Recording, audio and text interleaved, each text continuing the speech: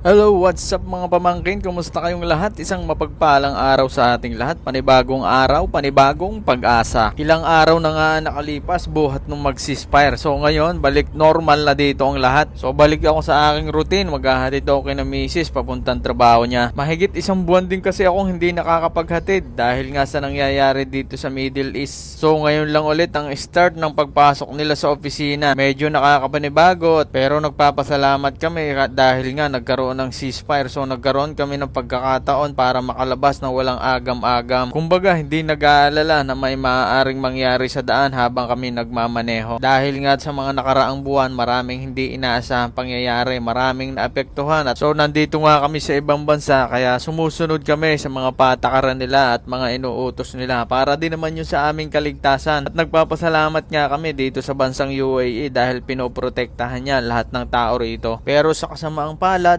marami rin talagang naapektuhan. Maraming mga nawalan ng trabaho, marami rin kumpanyang mga nagsarado. Hindi lang mga Pilipino, lahat halos ng mga dayuhan na nagtatrabaho rito ay sobrang naapektuhan. Maraming Pilipino ang nagpasya na lang na umuwi dahil nga nawalan sila ng trabaho rito. Pero kung tatanungin mo sila, syempre mas gusto nila sanang mag-stay pero mas pinili nilang umuwi na lang sa sarili nating bansa. Isa na nga ako, katulad ko, ang trabaho ko tuwing winter season lamang. Tuwing may event lamang kami gumagawa. At dahil nga wala masyadong event, wala talaga ako naging trabaho rito. Simula nung February 28, mapalad pa rin talaga ako. Mapalad pa rin kami ng asawa ko dahil tuloy pa rin ang trabaho niya. At yung kumpanya niya talagang stable pa rin hanggang ngayon. Kaya marami pa rin bagay talaga kaming dapat ipagpasalamat sa ating itaas. Sa kabila ng lahat, tuloy pa rin kami rito at nakakasurvive pa rin naman. Sana nga itong nangyayaring ceasefire sa ngayon ay magtuloy-tuloy na. Sana makapag-usap na sila ng maayos at meron ng mapagkasunduan para sa ikabubuti ng lahat ng tao. At yun, mag-iingat po tayong lahat.